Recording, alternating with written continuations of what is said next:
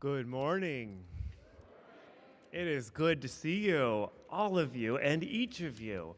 My name is Reverend Christopher Rowe. I serve in this season as the acting senior minister here in this Cathedral of Love, this Temple of Peace, and this church that is more and more about belonging than ever before. And it is good to be with each of you, and it is good to welcome each of you.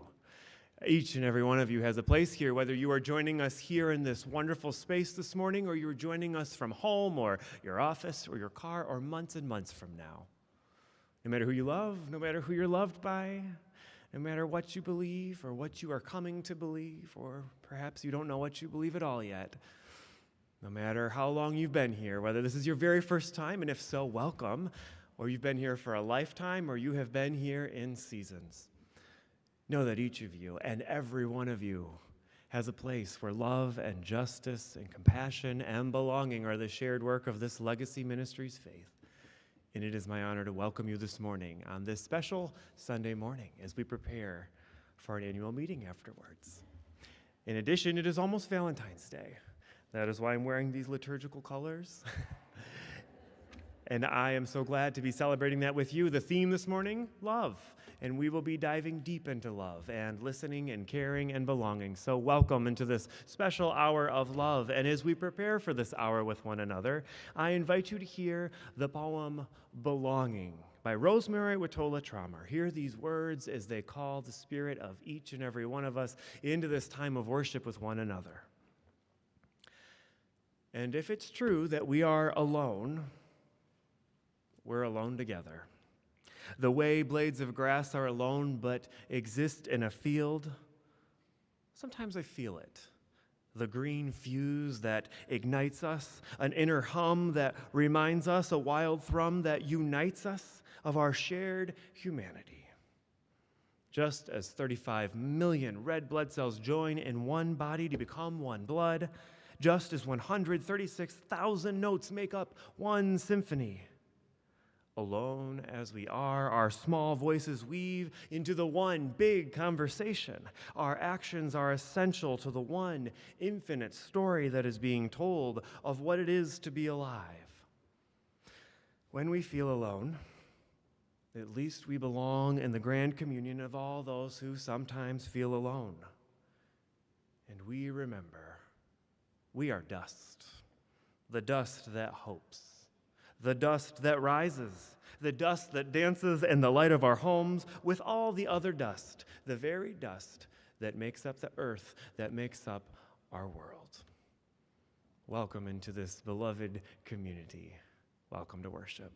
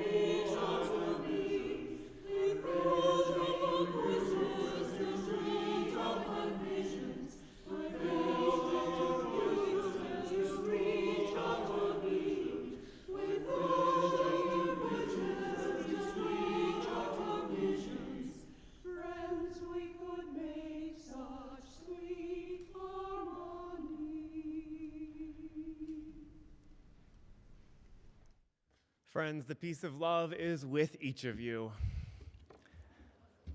There we go. The peace of love is with you. Oh, beautiful. Please turn to one another and greet each other.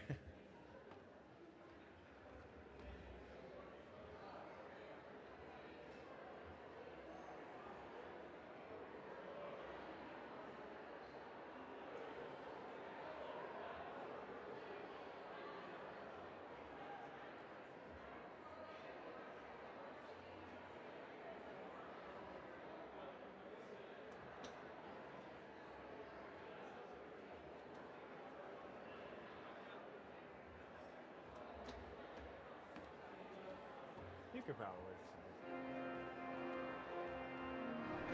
He was here on a mission. Yeah.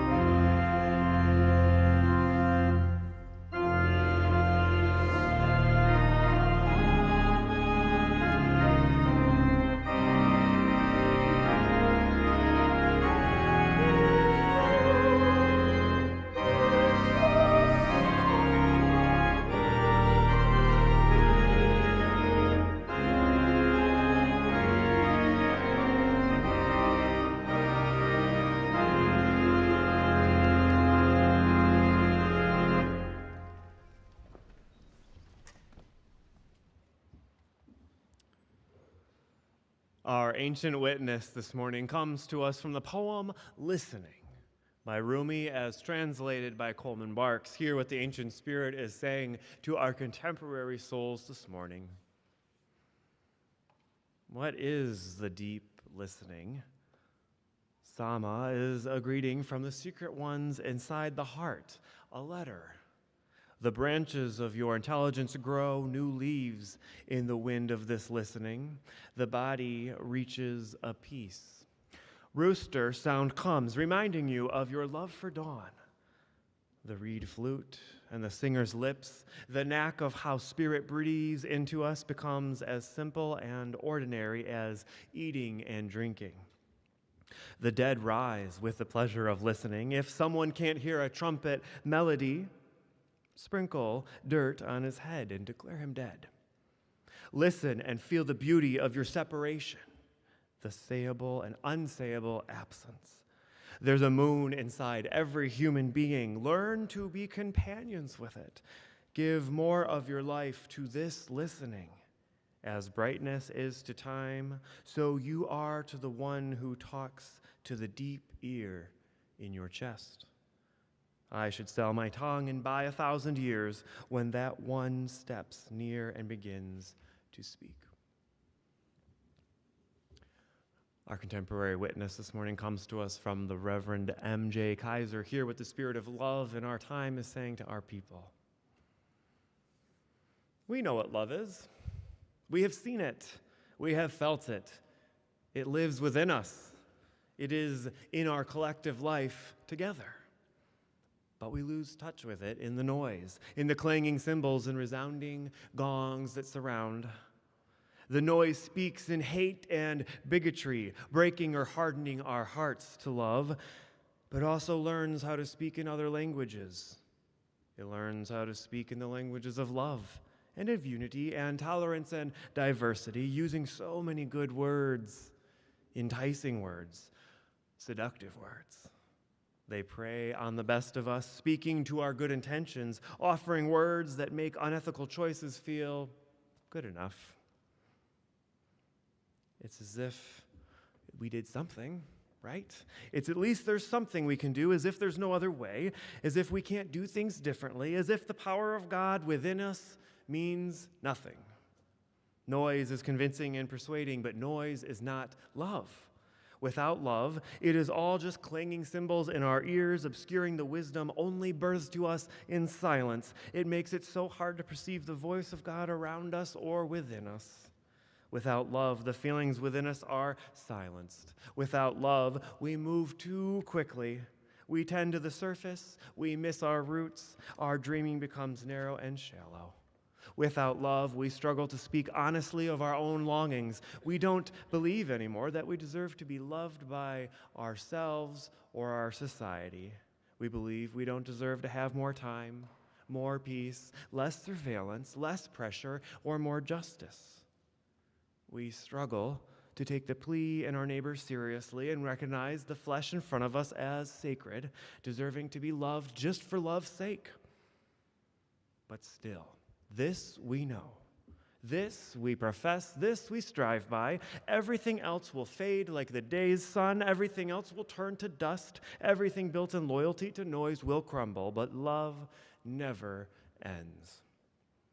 And so we nurture it intentionally with care in ourselves, in each other, and in the earth, through prayer and feasting and weeping together, through mending relationships and tending to histories of violence.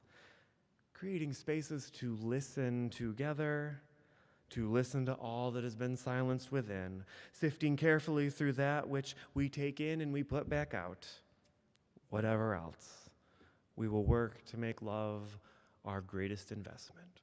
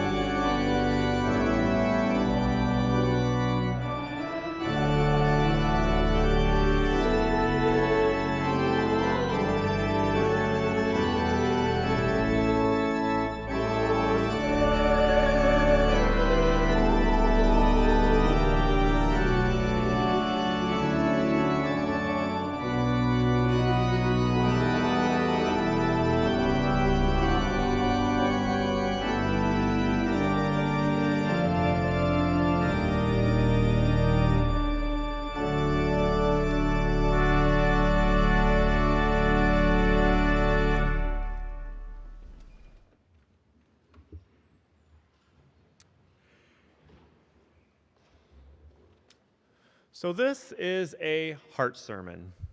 This is a heart sermon. If last week's message was more of a head sermon, rooted in histories and hermeneutics, this week's is undoubtedly moving from the head space to the heart space, grounded in ruminations and reflections as we anticipate a meeting later today. And so before we begin, I want you to hear these words from the late philosopher and theologian Paul Tillich, who incidentally has spoken in this very church many years ago. Love listens. It is its first duty to listen. All things and all people, so to speak, call on us with small or loud voices. They want us to listen. They want us to understand their intrinsic claims and their justice of being. They want justice from us. But we can give it to them only through the love that listens. The love that listens.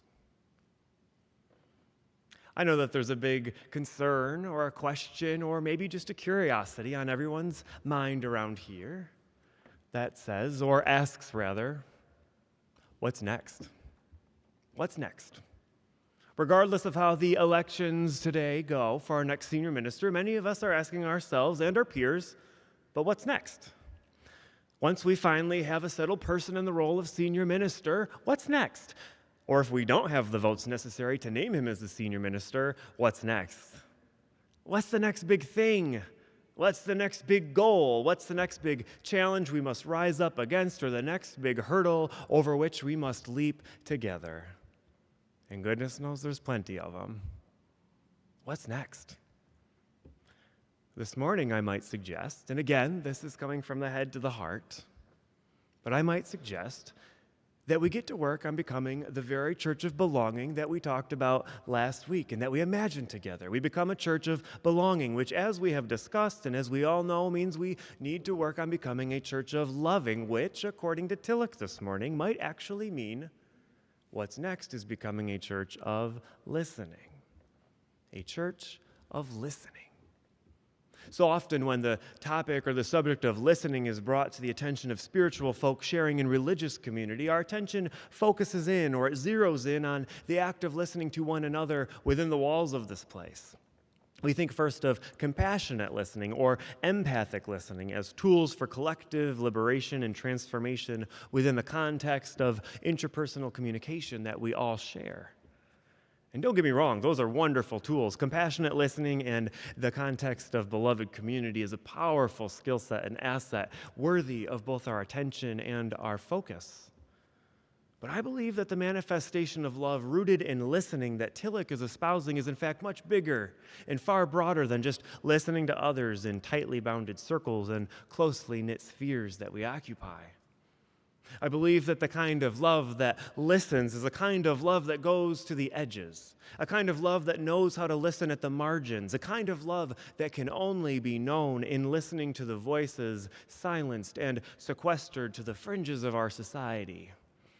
Love that listens knows that in order to understand the intrinsic claims and the justice of being in our neighbor means that we too must go to the edges of our world and the fringes of our society so that we can truly listen to the voices of the margins before building or rebuilding a beloved community that is grounded in love, compassion, and belonging. And let us remember that this is a listening that happens not only with the ears of our head, but also the ears deep inside of our chests, as Rumi reminds us this morning. The ears deep inside our chests in our heart space. So this is essentially what Jesus was doing in his own work to cultivate and co-create beloved community, and largely what was going on in the revolution. Just last week, we examined the ways in which the infinite inclusivity of the Beatitudes was deeply countercultural and illustrated a profound desire for belonging to be the assumed entry point into spiritual communities. Hopefully, you remember some of those observations.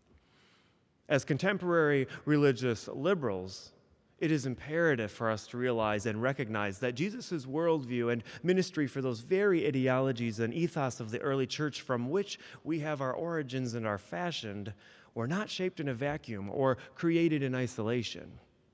The call for radical inclusion and the complete and total transformation of his society was not handed down to him from some divine mandate or via some magical conduit. Because what was he actually doing? What was he actually doing in that ministry and that advocacy? What was he doing? He was going to the edges, and he was listening. And listening with the ears deep inside his chest, listening to the sick, listening to the poor, listening to the sex workers and listening to the slaves, listening to the broken and listening to the broken down, listening to the very ones that the ancient laws had overlooked and cast aside, and listening to the very ones that the religious and political systems of his time had oppressed and exploited. He listened to them. He heard their intrinsic claims and understood their justices of being, and then joined them in collective liberation by bringing their voices and their experiences and their claims and their humanity back into the center of society and into the foundation of beloved community. And that is how we have the Beatitudes. That is how we have this radical idea that we are already the salt of the earth and the light of the world, and that is how we come to know the greatest commandment in which love is above all else. Because it was the mandate of love that could only be known from the voices at the edges of his time. Doesn't this just make the tradition a little more rich? Doesn't it give you chills that in the commandment to love one another and to reorient our society on the basis of listening and belonging, it isn't the result of some divine message from a God figure from above or a cosmic telegram from above, but instead truth itself, revealed in the human experience and the human condition as lived on the edges and then understood through the restorative power of listening at those very edges. How powerful is that? In some traditions, they'd say, now isn't that some good news? The first duty of love is to listen. I'm wondering this morning, and this week as I thought about this, why I'm so moved by it. Well, perhaps it's because I believe that listening at the edges of our society is inextricably woven into the DNA of this church. Maybe I even believe that the answer to what's next around here is waiting in the relentless reality that listening at the margins is undeniably already written into our story and into our history. You don't simply just become a liberal religious institution in this community and not go to the edges and first listen. You don't magically incarnate yourself as a progressive beacon of hope or a church that is grounded in love and inclusion and not venture to the margins and first listen. And you can't possibly build your way into a future of collective liberation and gratuitous belonging and not first pilgrim to the fringes of your society and first listen. The first duty of love is to listen. And I think that that is the duty that has been alive and well for the better part of our legacy. Just look at that legacy for a moment. You certainly don't have a choice fund providing access to reproductive justice or safe health care and not first go to the fringes and listen. You don't have a role in the creation of Planned Parenthood or the ACLU or a social action fund or a comprehensive sex ed program and not first venture to the margins and listen. You don't open your pulpit to polarized and politicized voices like Gloria Steinem or Malcolm X or Joseph Campbell or Louis Farrakhan or countless others and not first journey to the edges of our society and listen. And you don't let down the walls of religious rigidity and open your doors widely with inclusion as your goal and not first listen at the edges to the truths waiting to be told there. Much like the ministry we see embodied and lived out in the liberating stories of the early church, Fountain Street Church as we know it in 2023 did not come into its consciousness or its contemporary incarnation in a vacuum or for some divine magical conduit, much less haphazardly stumble into the kind of church the world knows us for today. Who we were, where we've been, and where we are going are the undeniable reflections of season after season and chapter after chapter of this church bravely and willingly and humbly going to the edges of our world and listening with the ears of our hearts, deeply grounded inside each of us in this ministry. So what's next? What's next? Well, we take ourselves to the edges, or back to the edges as the case may be, and we listen. What's the familiar expression? The more things change, the more they stay the same. Well, how do we go to the edges? We ask ourselves, I don't know how to get there. Friends, the edges already exist within us, among us, and around us. And we are invited to hear from them every day. In fact, the spirit of love and liberation and legacy and listening is tugging at our consciousness every day for us to open up to it.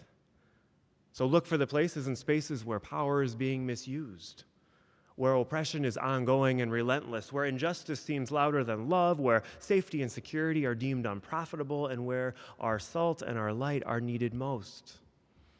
It's not hard if you turn on your TV or open a newspaper or engage in a conversation with our neighbor or walk the streets of our very own communities and realize that the edges are closer than we might choose to believe, because the edges are all around us.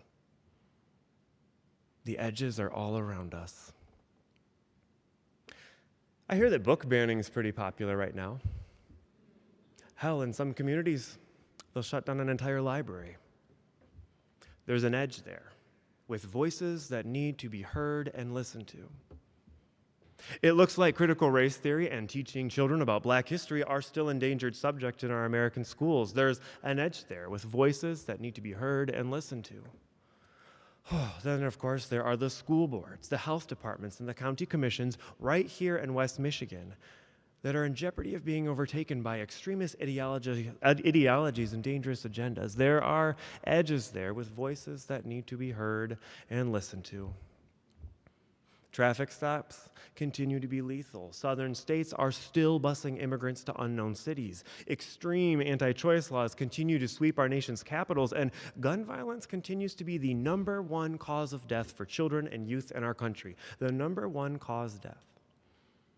There are edges there that need to be heard and listened to.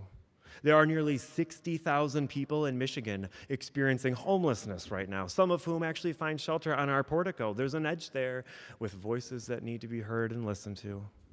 Bills directly targeting gay, trans, and queer youth and the parents who want to lovingly parent them are marching through the legislatures of our nation. There's an edge there with voices that need to be heard and listened to. Beyond the walls of this cathedral of love, this temple of peace, and this church of belonging, too many live with a sense of loneliness, isolation, and alienation, and they thirst for inclusion, acceptance, and belonging. There are edges there that need to be heard and listened to. The edges are closer than we might choose to believe, waiting for the ears deep inside of our chest to listen. Like the early church moving into the fringes of their society to hear the intrinsic claims of their neighbors, or the very ancestors of this very church that moved to the margins to hear for themselves the justice of their peers. It is our time and our turn to take up the mantle of this historic church and witness to a world with our actions and our pursuits that listening is indeed the first duty of love and the first duty of our shared ministries. So what's next? What's next? We go daringly and courageously with humility and hope, and we venture to the edges of our time, we journey to the margins of our society, and we pilgrim to the very fringes of our world. And we listen. We listen, and we allow for the intrinsic claims and the justice of our neighbor to call us into collective action with one another as we build and rebuild this cathedral of love, this temple of peace, and this beloved church of belonging for the betterment of our world, our time, and our children. For the sake of the ancestors that entrusted us with this work to do, and for the sake of those who are counting on us to leave a world and a church better than the one we inherited, I invite you to take just a moment and pray with me as we pray this prayer of commitment.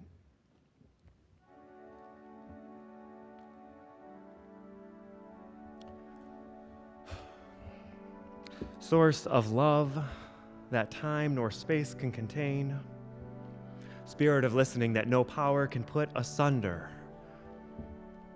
Breathe into us the will, the desire, and the resolve to be a listening people. We come into this collective body liberated by our past and committed to its future, and know that we have been called to leave behind a world better than the one we have first inherited. In a world where love, justice, compassion, and peacemaking are needed now more than ever, help us to turn to the ancestors of this church and their witness of what it means to be a listening people. Help us find strength in their holy imagination. Help us to find wisdom in their collective resolve, and help us to find inspiration in their willingness to listen at the edges boldly and lovingly. May we journey to the edges and pilgrim to the margins. May we be a people of love and listening. And may we resolve to building a stronger church in a braver world inspired by the intrinsic love and claims and justice of our neighbor. May the noise of our world cease. May the distractions of our mind vanish, and may the ears of our hearts be opened and the eyes of our consciousness awake to whatever edges, margins, and fringes are calling to this church today as we ask of ourselves, what's next? What's next? In the spirit of the perfect love that is given to us and a hope for a better tomorrow, may it be so. May it be so.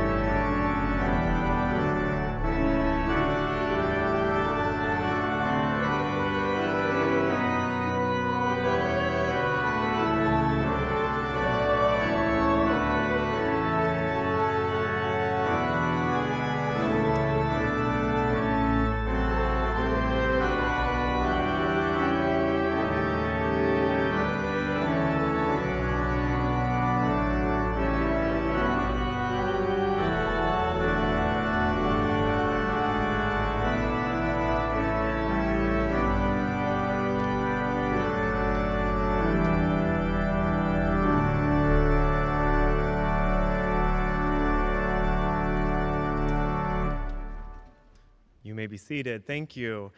The edges are all around us. One of the ways in which we embody both this reality and the practice of listening at those very edges is through the weekly ingathering of our gifts and our resources that we share.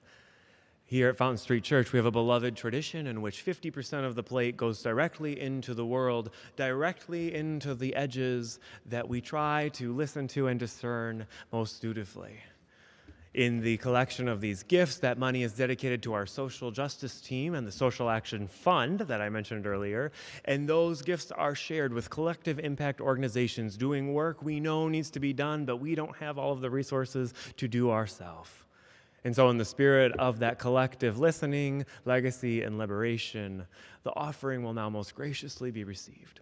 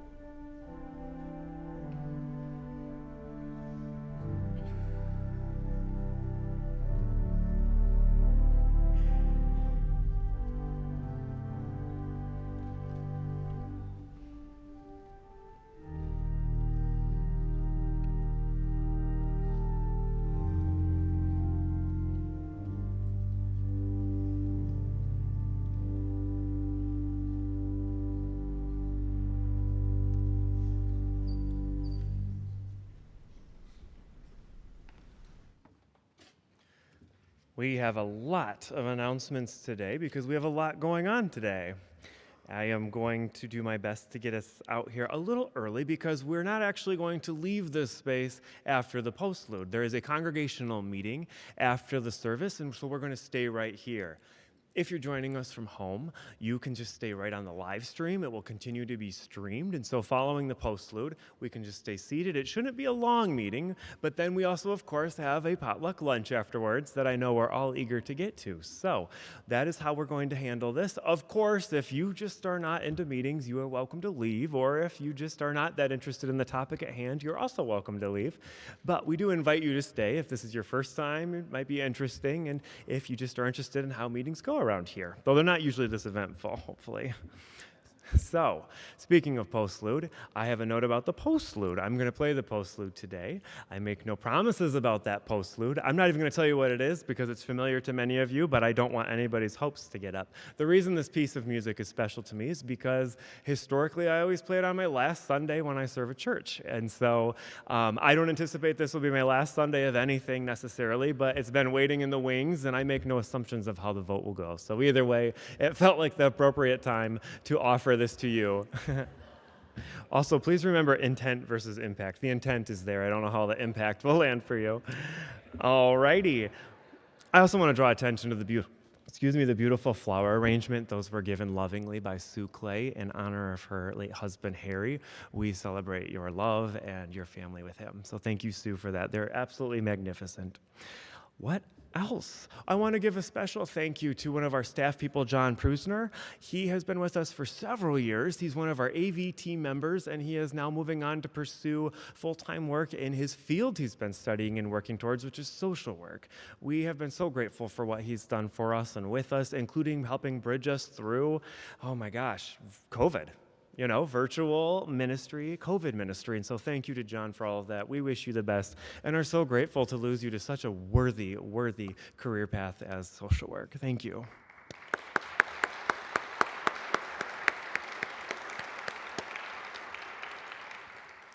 Other things I want to draw your attention to. Next week, we are going to welcome a good friend and colleague of mine, Sal Sapienza, into this pulpit. I'll be here leading worship, but he's going to preach. I've wanted him to come for a few years. He's very interesting. He comes from a Catholic brother background, interfaith, gone back to a UCC church now out on the lakeshore. And so he's a magnificent preacher, a dynamic personality who's moved here from New York. And so he and his husband will be here next week. And I look forward to that. I hope that you can make it for that. It should be a treat.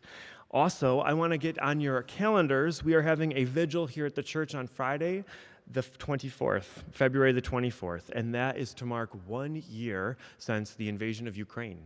It's kind of hard to believe that is real.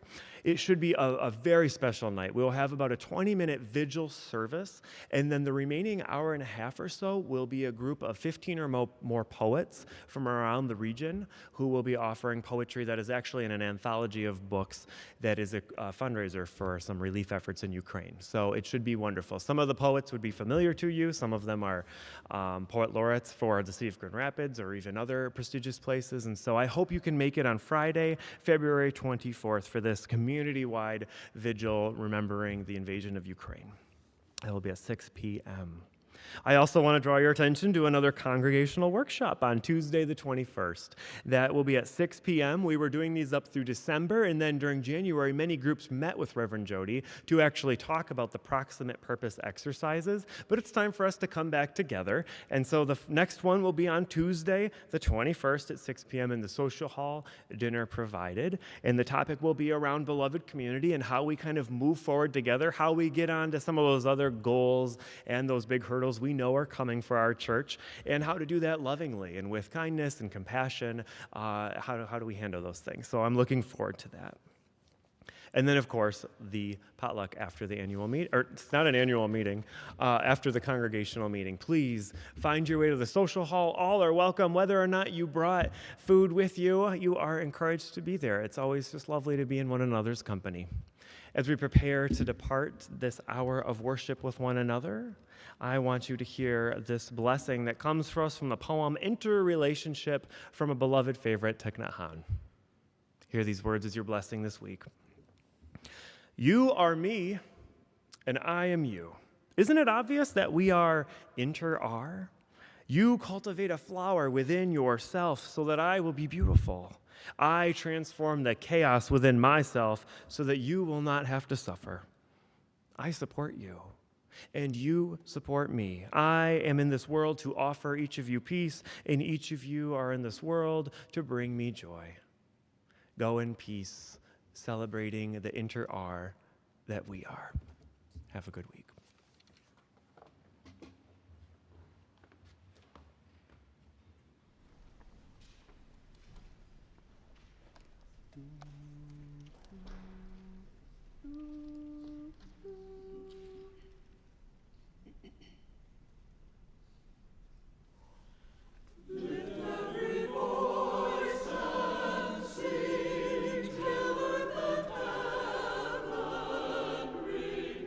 Ring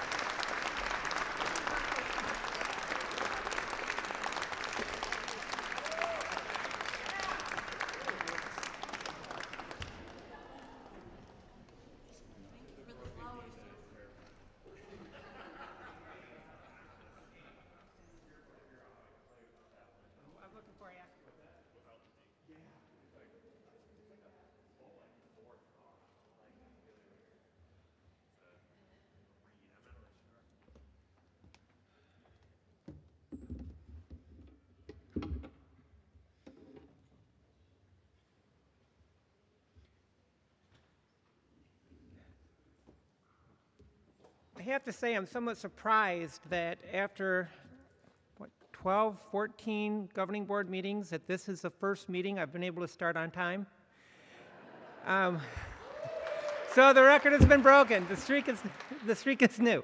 I am going to call to order the special membership meeting of Fountain Street Church set for today, February 12th, 2023. The special membership meeting was called by a vote of the governing board at its governing board meeting on January 23rd, 2023, after having received notification from the Fountain Street Church Senior Minister Search Committee that they had recommended a candidate for senior minister and to call a special membership meeting to accept or reject that recommendation. Notice of this special membership meeting was mailed out on January 27, 2023, with the sole purpose of this meeting being to hold the election for senior minister of candidate, Reverend Christopher Rowe. The electors appointed for this election are Steve DiPolo, Kristen Mayer, John Spalding, and Bob Chapla. At this time, this is the final call for ballots. So if anybody has an outstanding ballot they would like to have submitted and included in the count, if the electors would stand up and please collect those remaining ballots. We have one over here.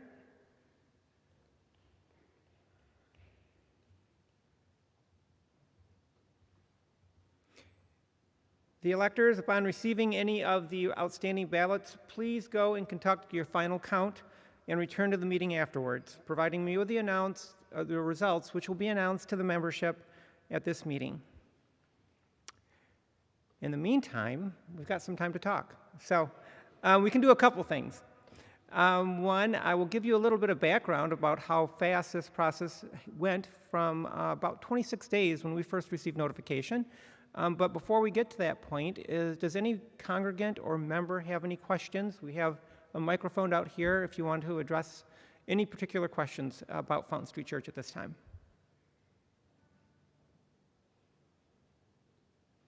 Seeing none, about 26 days ago, the governing board received notification from the Senior Minister Search Committee that they have concluded and identified a candidate that they were going to recommend to the governing board. 25 days ago, I confirmed with Reverend Christopher that it was indeed true. 24 days ago, I informed the Officers Committee. 23 days ago, I informed the rest of the governing board through a variety of different meetings. 21 days ago, the congregation was informed of that decision by the Senior Minister Search Committee at this very pulpit, 3 weeks ago today. 16 days ago, we sent out 453 ballots after having stuffed them and put them in envelopes to members of Fountain Street Church from the active registry that were eligible to be voted upon. Since that period of time, we also then engaged in negotiations with Reverend Christopher regarding a ministerial agreement in case he is elected senior minister of Fountain Street Church. 3 days ago, Reverend Christopher signed that agreement. This morning, I signed that agreement after having a special governing board meeting yesterday morning in which the governing board reviewed it, discussed it, and then approved it and authorized me to sign it on behalf of Fountain Street Church. So a lot's happened in the last 26 days, but it all couldn't have happened without you. And I want to make that a point for everyone to appreciate and remember. We've been through an awful lot these last 6 years. So regardless of how this vote turns out, we've been through a couple of senior ministers. We've been through multiple stints of Reverend Christopher being our acting senior minister. We've been through some interesting elections. We've been through some road trips to Washington, D.C. in protest. We've been through some disappointing election results or the Supreme Court decisions over the course of the last few years. And through it all, Fountain Street Church has not only congregated and been there to support each other, but we've been here for the community and for the world. We do what we're supposed to do because we do something better than anybody else, and that's being Fountain Street. And what we've done since last September, when we had some disappointing news at that time that Reverend Christopher wasn't sure that we were quite ready for a senior minister, we didn't shy away from our responsibilities. We did what we do best. We took his words of being messy, floundering a bit, We started our congregational meetings. We got together for our workshops. The Senior Minister Search Committee kept doing things in the background, doing their job, doing their work, and we kept doing what we needed to do for the community. The number of times that we've opened up our beautiful house of worship for the congregation, for the membership, and for Grand Rapids and the surrounding area for different reasons is what we are here for. So I want you to know, regardless of how this vote turns out, thank you so much for being you, because without you, this vote wouldn't have happened. Thank you. I think Christopher was going to clap, but then he chose not to. Give yourselves a hand. I think he's clapping for you guys. And I think technically, Christopher, if when you said that you played the postlude, and that's the song that you played for the last song, whenever you're ending service or your term at a congregation, technically it's true either way. Probably, because it could be the last time you're doing it as acting senior minister. So you can still keep your streak going too. Seeing no questions from anybody, I'm going to hold things in recess just to let you know that the electors did start counting ballots on Friday, and they did a substantial count, I believe, then. I don't expect that this will take terribly long for them to finish their count. They will bring the ballots in here, and then we'll announce them as soon as I receive them.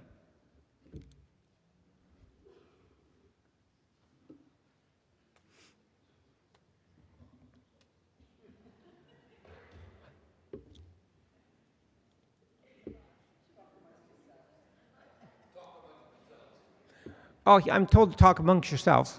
We can also do open mic if anybody's got jokes or anything. If you can sing.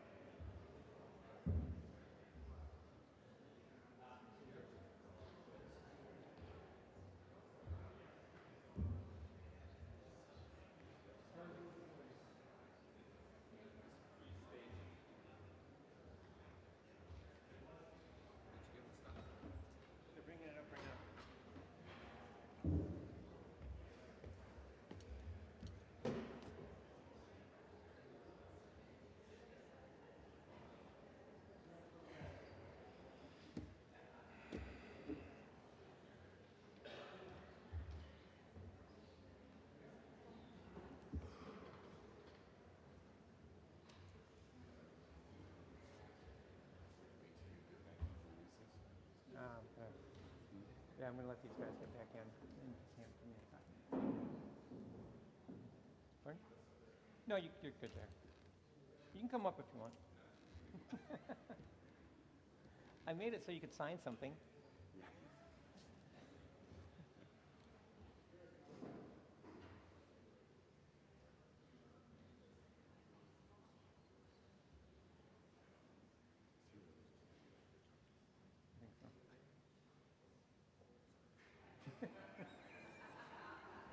It should come as no surprise that Chip was just back there talking.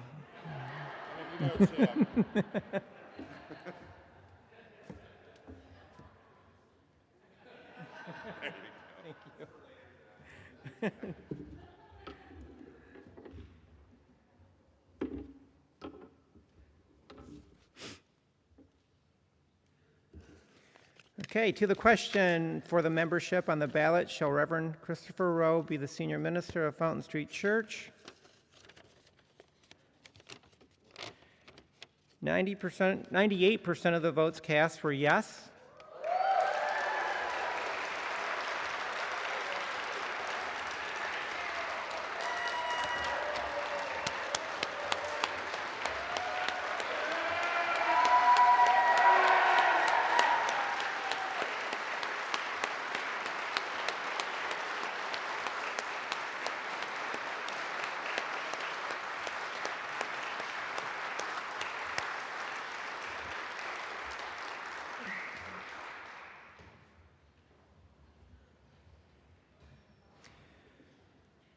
With Reverend Christopher Rowe accepting the call to be senior minister by signing the ministerial agreement previously this last week, and with the governing board having authorized and approved the ministerial agreement with Reverend Christopher Rowe, and now in receiving far in excess of the 2/3 votes required by the Fountain Street Church governing bylaws, I introduce to you for the first time at Fountain Street Church as senior minister, Reverend Christopher Rowe.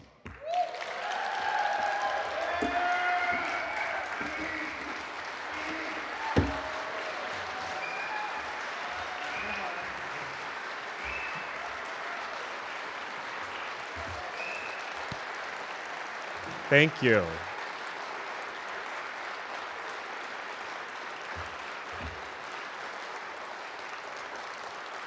Thank you. I don't really have a speech, but I want to share what I've been thinking about. I'm looking at Amy's computer like that's going to tell me. Okay, gosh. So Jonathan and I were taking a walk last night, and he said, typically people, marginalized identities, minimize good things that happen to them. And I it went like this, okay, great thought. And the more I thought about it, the more I realized I had been minimalizing this and this that we share. And I have a lot of privilege. I am a white man living in West Michigan. I have a lot of privilege, but I am still a queer person, a gay man.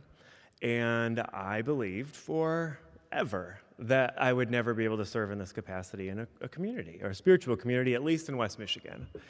Because it's really not that common still. As much as it might feel like it, it's not. And that's the direct result of a people who listened.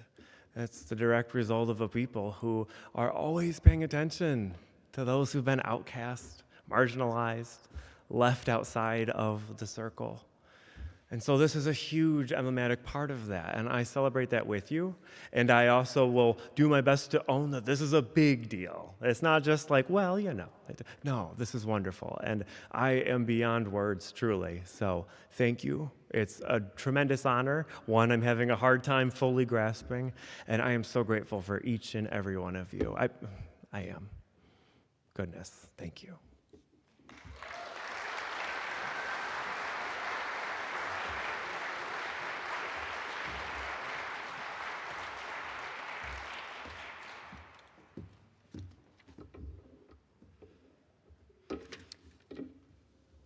The next order of business was probably one of the hardest jobs at Fountain Street Church as an elected lay leader, and that is serving on the Senior Minister Search Committee.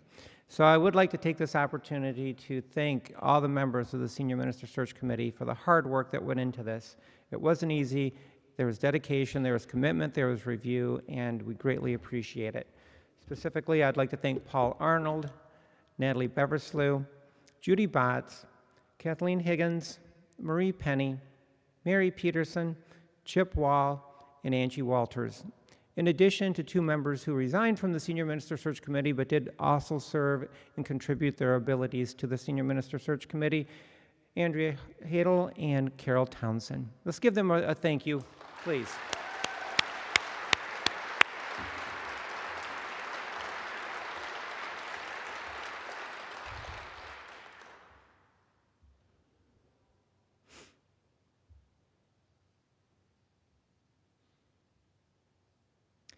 And I suppose this is the saddest moment for those members of the Senior Minister Search Committee, because pursuant to the bylaws at Fountain Street Church, once they make a recommendation for senior minister and the candidate is called by the community, which it has been, and the candidate accepts that position, the senior minister search committee is dissolved. So.